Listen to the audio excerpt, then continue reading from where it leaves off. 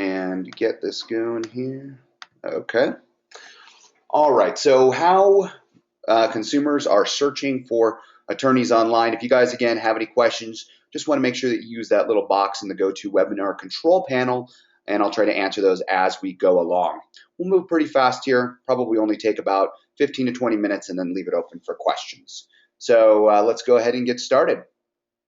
So first of all, what we're going to be looking at more specifically today, this is what we sent out in that webinar, is what ways are consumers searching for attorneys online. Let's figure out exactly where they're clicking, what legal directories, if any, are providing value. We're going to look at Avvo and some other rating services. And then also we're going to look and see how are users making their click decisions and what's really influencing searchers the most. So diving right in here, today, 3 out of 4 consumers are using the internet at some point when searching for an attorney. So that doesn't necessarily mean that it's the starting point or the ending point. It could be in that process looking for reviews or just doing more of their own due diligence. So Moses and Ruth, attorneys at law, they're in Orlando here. They just recently did a study that was kind of just released here the other day with the help of Mike Blumenthal and Nifty Marketing. And they studied over 20,000 participants and asked them, how are you finding, your law firm if you need to hire an attorney here? And internet was second to word of mouth and referrals. And the interesting thing about this is just a high-level overview is only one user mentioned Yelp as an option, for when they filled it out. So it's kind of interesting just to see that. In this particular survey, they had users enter their own information so they could provide whatever answers, and then that data was parsed together here. So according to the same study, this is probably no surprise to any of you, but Yellow Pages and Phone Book, which are obviously the same there, newspaper, those had a reduction as far as those is what we've seen over the years. But in rural areas and with older people, they tend to be a little bit more effective as well. So it just depends, but obviously those numbers are dropping and the internet is rising. And going back to that study, just to kind of show you this tag cloud here, this just gives you an understanding of where people are looking. Obviously today we're not really talking about the offline stuff such as friend referrals or things like that, but internet is pretty big in there, and Google obviously separately as well. People call that by different names, and that's something we're going to look at a little bit here shortly as well. So let's start with a little bit of background to make sure that everybody here is on the same page and understand, exactly what has changed over the years as well. So in case you weren't familiar, the most popular search engine right now is Google, and this is just from a ComScore study that was pretty recent, and it accounts for 66.74% of all searches online. Obviously, the rest of that is broken up between the other search engines out there. And one of the important things to note just about that number is I hear from a lot of people that typically that number is actually higher than they report. And that's for several reasons. One is other guys want to show that they're big, and so they're throwing out a little bit inflated numbers. And then Google also doesn't want to get in any trouble, any antitrust issues just for being any bigger. So just an interesting graphic there to really showcase how big of a player Google is and why you need to be there. So over the last few years, we've seen a lot of changes in Google. If you've been involved in internet marketing for quite some time, you know that. And I'm just going to cover just a couple of the important changes that directly affect you, because Google does updates quite often, and only a small number of them have had as major impact as these that we're about to look at. The biggest one, or not the biggest one, but a big one was July of last year, and this was the Pigeon update. So if you've been competing in local search for quite some time, that's where this had the biggest, or actually the only effect really.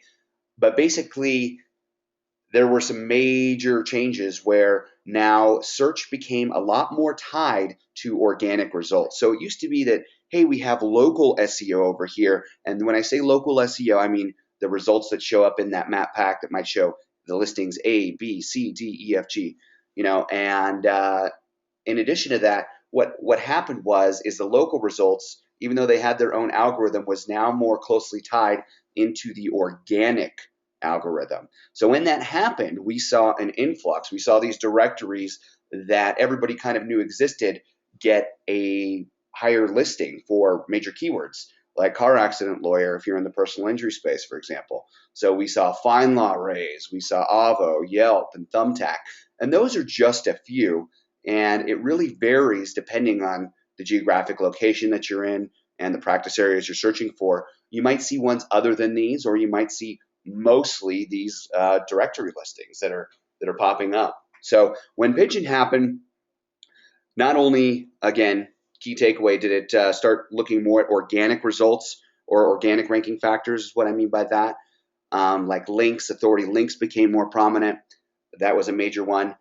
Since it changed the algorithm, we saw a complete change of who was there and who wasn't. So if you were only focusing on local before and had more of a citation-based strategy, or you were only focusing on organic, you probably had a better day and had an increase in rankings if you were focusing more on the organic listings. So that was just one of the major changes that happened.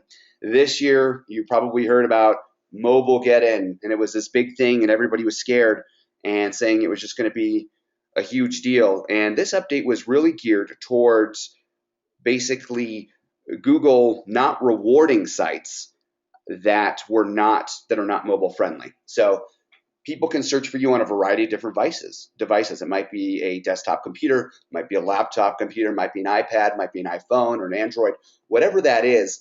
Google doesn't want users to have to scroll and pinch and kind of, magnify that listing. So you have to have a mobile-friendly website. And this update was really geared towards that, making sure that you have to have one, otherwise your visibility will be reduced in mobile search results. Now, this ended up not being as big of a deal as some thought at the time. We got that crazy picture of the nuclear explosion, of course. It wasn't like that. We saw very little shifting, although now I will say we're seeing more and more of it. So if your site isn't mobile friendly, and Google has a mobile friendly test that you can use, you can actually just Google that, Google mobile friendly test, and put in your website URL. That's something that you definitely want to take care of, because talking about where users are searching, some users are looking on their cell phone and some are looking on their desktop computer. Those results will be different depending on whether or not you have a mobile site or not. So if I'm looking for a personal injury in Los Angeles on my mobile device, I may see different results on that than my desktop. It doesn't seem to affect branded searches. So even if you don't have a mobile-friendly website and I know your business name and I'm searching that, I haven't seen really any issues with that. But again, you want to follow best practices. And what I always like to say is when I'm speaking that you want to be the least imperfect. You really want to be the best out there, because even though you may not be able to beat your competition in every aspect, maybe you can win in a lot of the smaller ones, and those all add up. So, and then of course, August 2015, we had this most recent update. We went from this, where you could have been listed in the 7-pack where local results showed 7 results, to this, only 3 now. And this is some of the data we're going to look at that's going to show exactly what users are doing and how they're adopting this new mobile pack. But one thing is very clear is that during this update, there were several major changes. If I go back, you might notice that there's phone numbers and full addresses here on the old 7-pack, but now on the snack pack, there's 3 local listings. There is no visible phone number on desktop searches, and there is no full address on desktop searches. And of course, there's only 3 listings. They would have to click on more criminal lawyer in this case, because that was the search I did, to see other businesses listed here. So obviously some major changes and some major fluctuations. It wasn't an algorithmic update. So that means if you were already listed as number 1, you probably maintain that position. And if you didn't, it wasn't as a result of this update. It was really just the way that these results are displayed. So moving on, where are actual users clicking? That's a nice picture of me there. We recently ran a study with between a total of about 1,000 participants. And what we did is we used heat maps and screenshots to basically record their behavior on different search queries and what they would do. And then I followed up these click tests that we did online with actual focus groups and in-person interviews, putting people in a situation where they would need to search for a lawyer and recorded their behavior. So the good news is a lot of this information does correlate. It is a bit anecdotal, of course, but we do want to look at this to see exactly how users, are really clicking when they do these searches. So diving right in here, let's look at some of the data. This is a heat map right here that really shows for the keyword Bay Area employment lawyer. One important thing to note about this heat map is this is a Google search result page. And in this particular example, there is one organic listing, which is this one right here, organic. And then it has the local listings. This is now very uncommon where we're not seeing as many of these. We're actually seeing this local pack with the 3 listings above most organic searches. So, these results are a little bit different than what we're going to be looking at here in a minute, but I did want to point that out. And what's interesting from this click test that we found out is that people were really drawn to that organic result when it was on top. When it was the first non-paid listing, over 40% of the total clicks went to that when it was on top. But like I said, users typically aren't seeing this example anymore. They're more seeing something like this. This is, again, just a very basic example of what it looks like, where they have maybe a paid listing up top and then the local listings right below here. So when we showed them this example, we saw some interesting things change as well. A couple important things to note. The top 3 listings on this page are all pay-per-click ads. Those are all the paid listings. And then below that, where we start seeing Anderson, Hemet, Hemet, yeah, I think right there. Notice where they clicked. That's something I'm going to talk about here in a second, because that was another major change with this update. There's now 3 places to click, where you can click on the business name, that go directly to their website or directions. And then we had some map clicks. And then notice the first organic listing. If you see with that average fold, the fold is just what people see without having to scroll. So that's a typical, what most people would see on their screen without having to scroll down. And in this case, the organic still got a fair amount of clicks. However, we can look at some actual data here, and this is what it boiled down to. Paid clicks came up for 19% of that. Top 3 local clicks, 44%. I'm going to go back for just a second here because that means this area here where it says the business names. That's what this is accounting for. Because we also have more local result clicks, that accounted for 8%. But what that meant is that's down here right below where it says average fold, more personal injury lawyer. That's what I'm counting as more, where people are looking for more options and actually taking themselves to a different page. And then we also had organic clicks that took 30% of those as well. So, just another example there. Let's see here. Am I the only?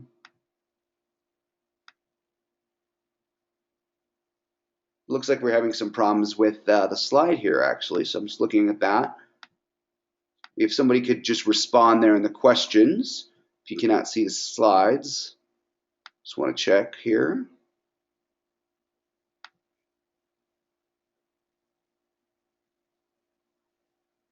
Okay.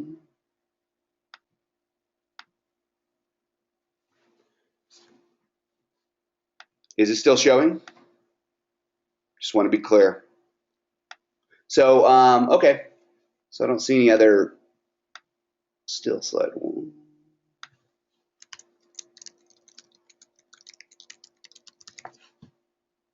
All right, I'm just asking a couple viewers here if you're still only seeing the slide 1.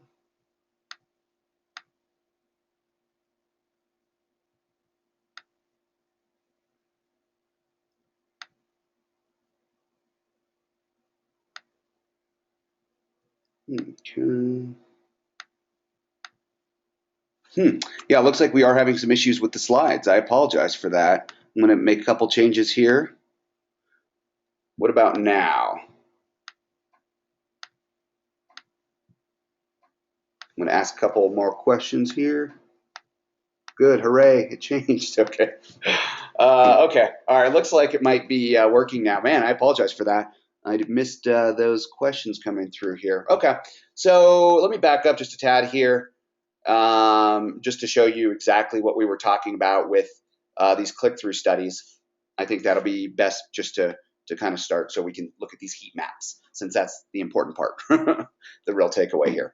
So everybody should be able to see the screen now. And in this case, it's this is a search showing for Bay Area employment lawyer. And this is that example that I was talking about where that one organic listing is at the top. Okay, so there's the one organic there, and then the local results are behind. The paid ads, of course, are on the right, and then the top. So that being said, the top here in this example, which is the rare one that's not popping up as often, organic one. So what we are seeing more often, though, is this, where you have the paid results up front and on the top and on the side here on the right, and then you have the 3-pack, which is showing up here. So what we're looking at is when we showed people these studies, we gave them the option where they would click for the first click. That doesn't mean they're necessarily, by the way, going to obviously use your business, so that they still have to go through the rest of that purchasing process and decision there. But obviously these clicks are what are going to give you that opportunity. So when we change it, and the more common result where the first organic listing is all the way down here, local clicks actually win. So local end up getting more of these clicks here. So and this is what I was talking about, where there's 3 different places for them to click. They can click on the business name, they can click on the website, or they can click on directions here, just on the listing itself. And then, of course, they could click on maps or more results. So what that boils down to were these click percentages that we started to look at here. And paid clicks, for example, took up only 19% of that. Top 3 local clicks took up 44%. More local results, that was that link underneath where people could see more listings other than the 3 that we're just showing, took up 8%, and then organic clicks took up 30%. So that's just one example here. And then this is another example where we did kind of the same study, but we wanted to show more organic listings, we wanted to show paid listings, and we wanted to make sure that we have the organic listings in there.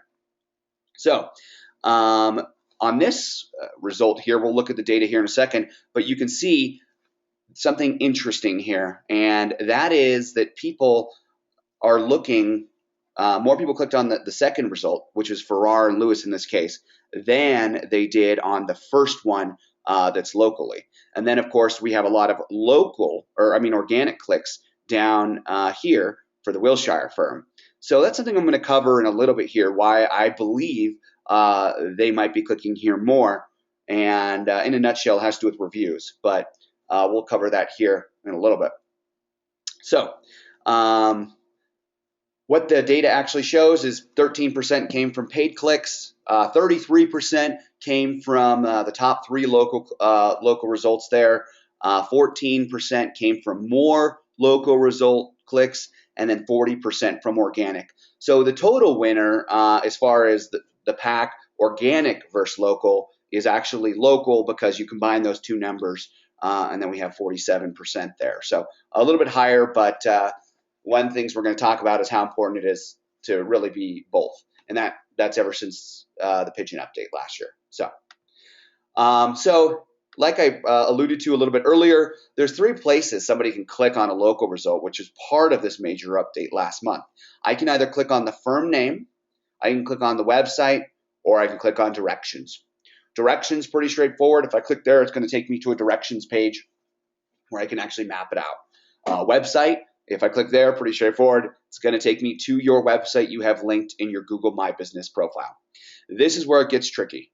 I used to be able to click on your name, and then I would be taken, to your website or your specific Google My Business page. That is no longer the case. If I were to click on your business name, this is the page I'm taken to.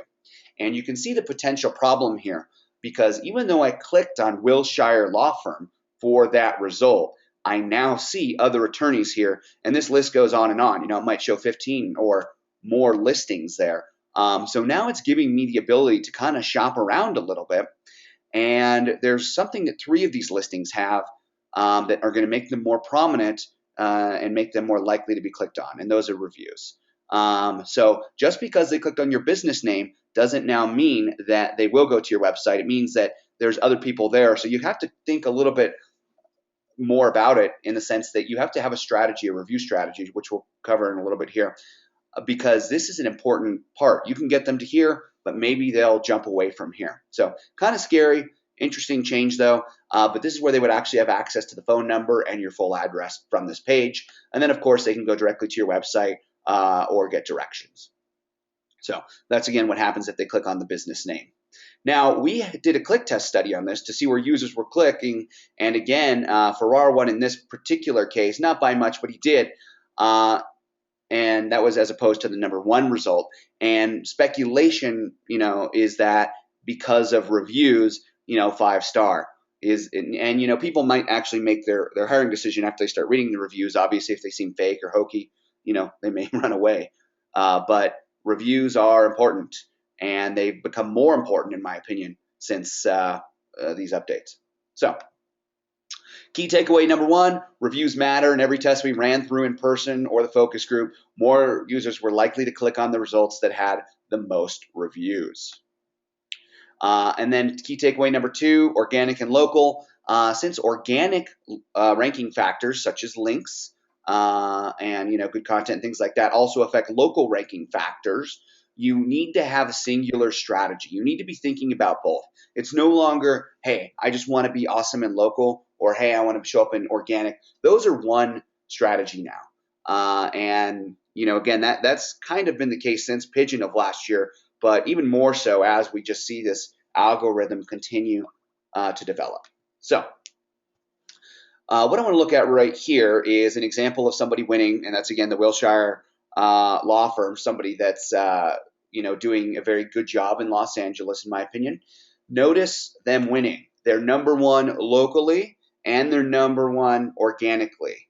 That's not a coincidence, okay? That link authority that they have from their organic listing is, pushing them up. So you'll typically see this in search results now, where you will see a number 1 organic listing typically correlate with a number 1 local listing, and 2 and 3, vice versa. But the only reason that you typically don't see that is if a local listing is penalized, or there's some other underlying major issues, like it's not properly optimized or something like that. But post-Pigeon, we also had FindLaw, Avvo, Yelp, Thumbtack, all these other directories kind of come out of nowhere and show up and replace local law firms that were ranking for keywords like car accident lawyer, whatever practice area you wanted to rank for. These guys came out of nowhere, and it sucks because Google really rewarded them for being high quality directories. So how do you figure out which directories you should be on? This is going to change, and it's important to say, like this point number 1 mentions, there's not a one-size-fits-all formula. Results are going to vary greatly depending on your search location or the competition. And so where Thumbtack might be good in San Diego, maybe FindLaw is better, somewhere else in Los Angeles, something like that. Okay. So what we want to do is really conduct a visibility study. And that's really where it's pretty easy to do, actually. You can do it a simple way, or again, I'm going to email this out afterwards so you guys will have all these slides. But we want to figure out what keywords we want to rank for, and then figure out basically if any of these sites are ranking for these keywords you want to rank for, and then determine, does it make sense for us to be there? So one way to do that is this simple method. Using Google's keyword planner, you can just Google keyword planner. You can conduct keyword research that will show you the actual search volumes, or search volume data that rather, for keywords you want to rank for. So if you're in Los Angeles, maybe it's Los Angeles personal injury lawyer, or Los Angeles car accident lawyer, or whatever that ends up being.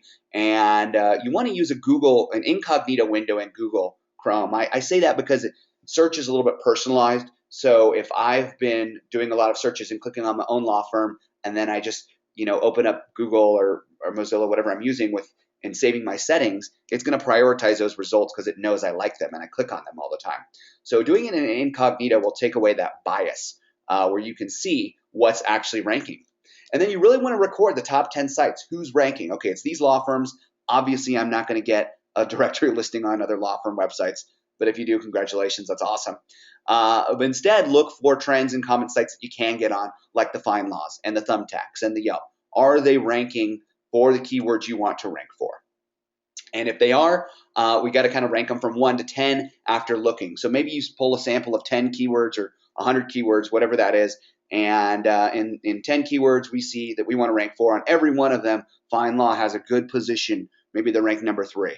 All right, well, that's becomes a no-brainer at that point. And so you want to review the costs and make the decision.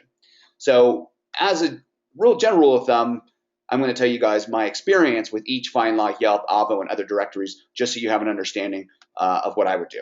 So talking about FindLaw first, they have a premium directory listing product. It costs money. It can be a few $100. It can go up from there, and it just really depends on if there is availability. If not, if you're interested, get added to the waiting list so they know to contact you if somebody leaves. So my basic 2-question answer of whether you should get this or not, and I'm a critic of FindLaw if you've read any of my stuff. They've done a lot of unethical stuff, but they have a very powerful directory. And does it pass your visibility study? Does it show up? Do I want to be there? If the answer is yes. And do they have a listing available for your practice area and available? And then the third question on there should probably be budget. Can you afford it? Then I would say yes. The thing with FindLaw that they have is not only do they have a lot of visibility, and again, I'm very cautious to tell you the only product of theirs that I'm recommending is the premium directory. But if you're on there and you can get there, it acts as a good citation. It also acts as a good link. So even if you leave FindLaw, this is very important. If you decide to leave them at any point, make sure you contact your salesperson before the cancellation period of 60 days and say, okay, I want to keep this. How much is this going to cost? So, because once you're gone, it's a lot harder to get back, and sometimes they'll just keep you out of there. So I think that's important for you to know. So that's my personal opinion of FindLaw and what I've seen as far as its success. Yelp paid listings. Obviously, you want to figure out if it will pass your visibility study, but also are you willing to try it for a year without a guarantee? Really think about your cost per case. Some of these clicks might range $10 per click, and you said a monthly spend, and kind of think about that over a year. Is this going to pay for itself? I did a study, which I linked to at the bottom of this post, and again, I'll shoot this out afterwards so you guys can review that on your own, where I interviewed other attorneys to get their experience with it, and the general consensus is don't do it. However, there are outliers that have had success with it. So if you want to read the study, the link's in here, and again, I'll shoot that out. And then we have Avvo as well. So let's see here. Yeah, so Avvo is a very important directory in the legal field. Obviously, you have a score. If you're attorneys, then you may know that score is not really necessarily based on merit, but more of their own ranking factors. So the thing is it is a trust signal, and they've just got a lot of money pumped into them. You may have seen their TV commercials now. So it'll be interesting to see what happens with them over the next couple of years. No matter what, you want to have your Avvo profile completely optimized. I will say that because if you have a 10.0 rating, which relies heavily on some peer reviews and awards and publications and things like that and recognition, you are going to rank. You're going to have a better chance of ranking right underneath those paid listings on the first page for whatever your practice areas are. So that being said, my little test is, does it pass your visibility? And do you have a 10 rating? If you don't, it really varies. I basically would say if it's low cost and in your budget and you're spending like $100 a month, you can do it for a year as long as you get one case out of that. I do see people sign cases infrequently through that. What I normally see Avvo doing and more effectively is just acting as a trust signal. So putting that on your website, optimizing your profile for local SEO, making sure your citations are up to date, and then, of course, reaching for that 10 goal. So a lot of this really comes down to prioritizing market budget. We still see the biggest conversions on organic and local SEO, where people are actually hitting your website and where you're in complete control of that information, and they don't have your competitors' information listed. So Avvo, for example, if you're paying for the premium, they won't show competitor ads on your page, where they may do that if you are not paying for that. So somebody asked somebody wants to watch this but won't be here. I will mail out a video of this later. I got to figure out what went on at the beginning, of course, without the screen share, but I'll get that figured out today. So that being said, there's also a ton of other legal directories. This is a little gold mine for your law firm if you haven't used it. And again, mailing this out. There's thousands of legal directories. Stick to the good ones. This is a list that you can go through for free and decide whether or not you want to add yourself.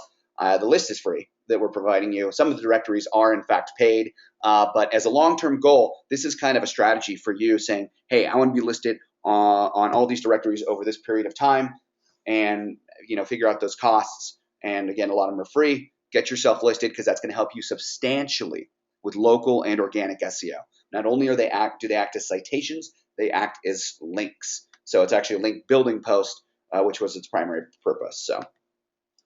So basically what we're looking at, the most successful campaigns, what we've seen today, are barnacle SEO. And what that really means is you want to show up in as many places as possible. And as far as prioritizing it, this is what the best way to think about it. You definitely want to focus strong, organic, and local. Now you want to go to the top 3, but if you can't get there, one of the ways you can win is, let's say you're still listed at number 7, is if your review scores are higher and you have more reviews.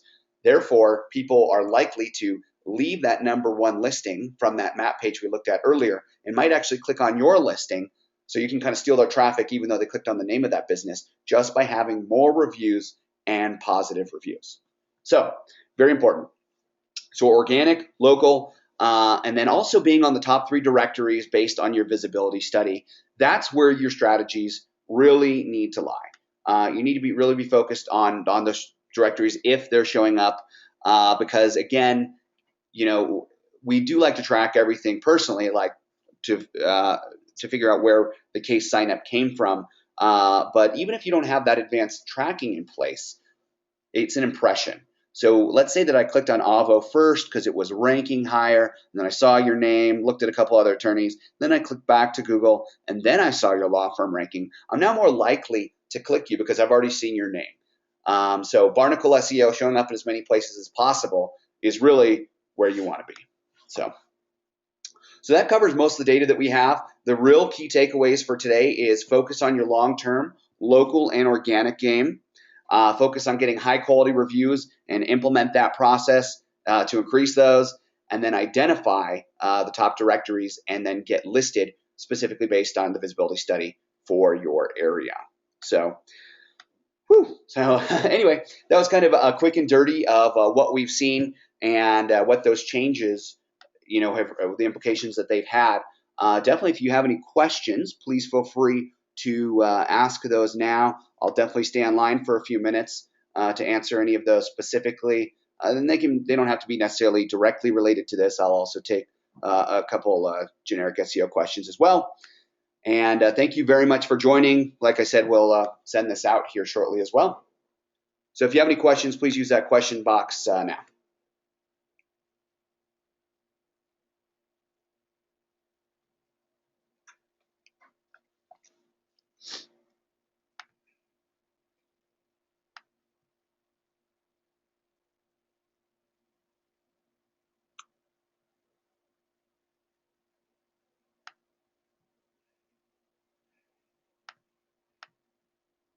Okay.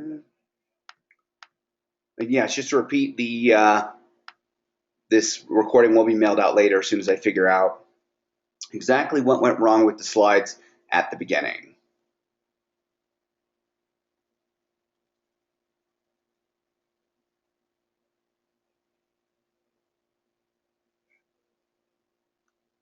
All right, leave it up here for a couple more minutes for questions.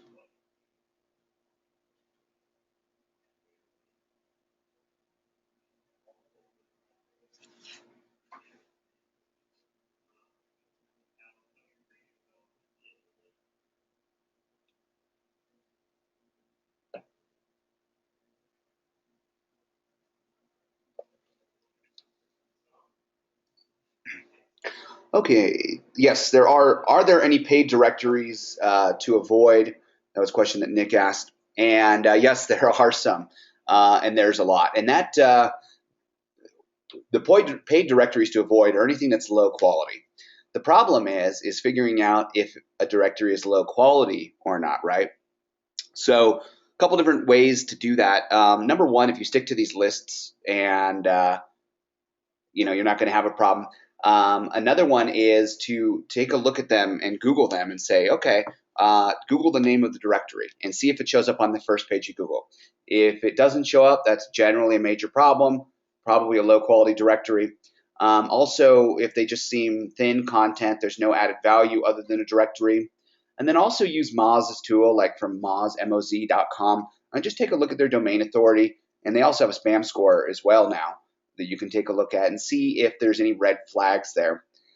But in a nutshell, unless it's a major directory or it provides some sort of value, I wouldn't do it because there are some ones out there that have been penalized, and you definitely never want to associate yourself with links that, of course, you can get yourself penalized.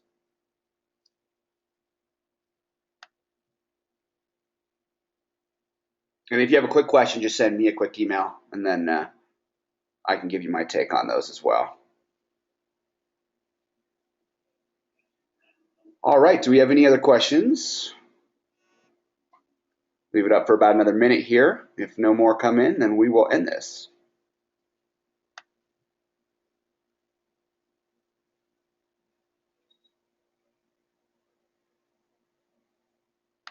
All right.